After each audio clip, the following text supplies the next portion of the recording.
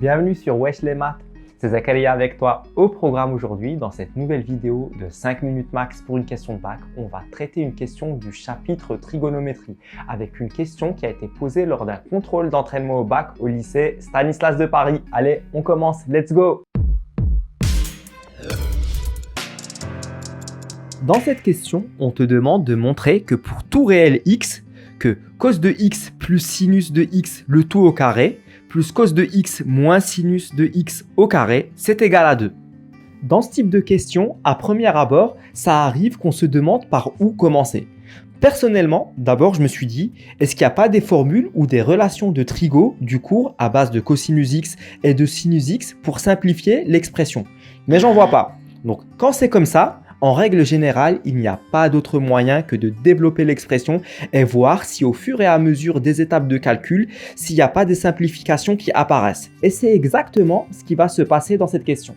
Pour développer cette expression, il n'y a pas besoin d'aller chercher bien loin. On va utiliser les identités remarquables.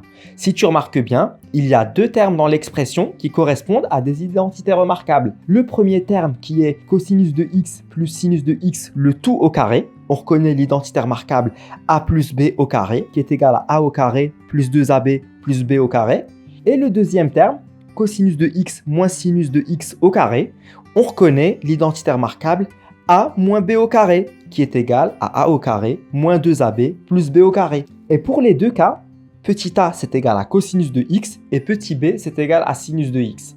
En appliquant directement ces deux formules, on se retrouve avec cosinus de x plus sinus de x le tout au carré, c'est égal à cos de x au carré, plus 2 fois cosinus x fois sinus x, plus sinus de x au carré. Et ça peut s'écrire cos carré x plus 2 cosinus sinus x plus sinus carré x. Et pareil pour le deuxième terme, cosinus de x moins sinus de x le tout au carré, c'est égal à cosinus de x au carré moins 2 cosinus x fois sinus x plus sinus x au carré. Et ça, c'est égal à cos carré x moins 2 cosinus sinus x plus sinus carré x.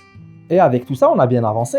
Si on revient à notre expression de départ, on n'a plus qu'à faire la somme des deux termes qu'on vient de calculer. Donc, cosinus de x plus sinus de x au carré plus cosinus de x moins sinus de x au carré, c'est égal à cos carré x plus 2 cosinus fois sinus x plus sinus carré x plus cos carré x moins 2 fois cosinus x fois sinus x plus sinus carré x. Et on voit bien dans cette ligne-là que les termes 2 fois cosinus fois sinus x, ils s'annulent. Donc ça nous donne 2 cos carré x plus 2 sinus carré x.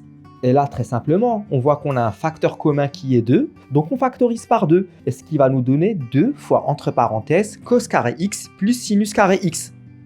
Et je te rappelle, en maths, dès que tu peux factoriser, fais-le, c'est une règle. Et donc ça, au final, ça nous donne 2 fois 1. Car je te rappelle, d'après ton cours, cos carré x plus sinus carré x, c'est égal à 1. Et donc 2 fois 1, c'est égal à 2. Et on retombe sur nos pattes. On vient de prouver que l'égalité de départ est vraie. Voilà, c'est fini pour cette question. Ça n'a pas duré bien longtemps. Et parfois, quand on voit la tête de l'équation, on se dit que ça peut être difficile. Dans ce cas-là, on voit bien que le calcul, il est assez abordable. Il fallait juste penser à développer. Donc la morale de tout ça, il ne faut jamais s'avouer vaincu avant d'avoir essayé. C'est fini pour moi pour cette vidéo. Je te dis à bientôt dans une nouvelle vidéo de 5 minutes max pour une question de bac. Allez, ciao ciao!